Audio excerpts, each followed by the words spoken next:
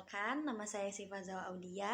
Saya dari kelas 3A reguler pagi di jurusan Administrasi Publik dari Perguruan Tinggi STIA Satya Negara. Di sini saya ingin menjelaskan poin-poin penting yang berjudul evaluasi kebijakan publik.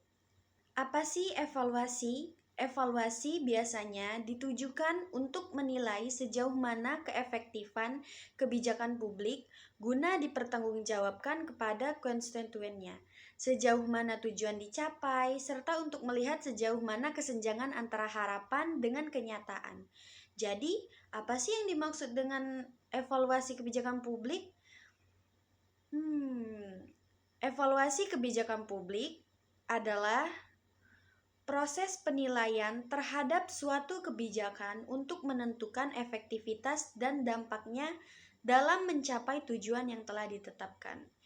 Jika berbicara mengenai evaluasi kebijakan, tentu pikiran tersebut akan dihubungkan dengan perkiraan atau penafsiran atas kebijakan yang telah diimplementasikan.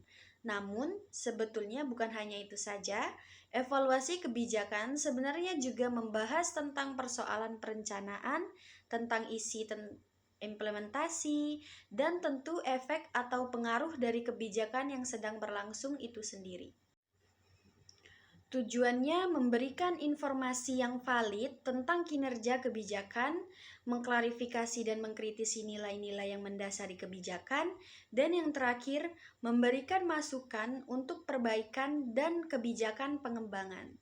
Fungsinya yang pertama, memberikan informasi yang valid mengenai kebijakan dan program, dan yang kedua, memberikan kontribusi pada klarifikasi dan kritik terhadap nilai-nilai yang menerapkan kebijakan, dan yang ketiga, memberikan kontribusi pada metode analisis kebijakan lainnya. Baiklah, kita masuk ke poin-poin faktor-faktor tidak tercapainya tujuan kebijakan. Yang pertama, adanya sebuah kebijakan yang bertentangan dengan sistem nilai yang mengada.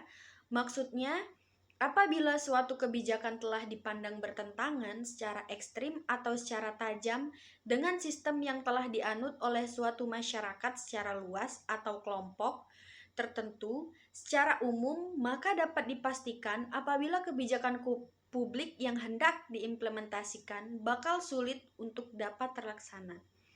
Yang kedua, tidak adanya suatu kepastian hukum atau tidak adanya kejelasan aturan hukum yang saling bertentangan antara satu sama lain dapat menjadi salah satu sumber ketidakpatuhan warga pada kebijakan yang telah ditetapkan oleh pemerintah. Evaluasi kebijakan publik penting dilakukan untuk menilai keberhasilan implementasi kebijakan dan memberikan masukan perbaikan kebijakan ke depan. Evaluasi kebijakan merupakan tahap penting untuk menilai apakah suatu kebijakan berhasil atau gagal dalam mencapai tujuan, serta memberikan rekomendasi untuk memperbaiki kebijakan di masa depan. Baiklah, itu saja yang dapat saya sampaikan. Jika ada kata-kata yang kurang berkenan, saya minta maaf. Pada Allah saya mohon ampun. Saya akhiri dengan wassalamualaikum warahmatullahi wabarakatuh.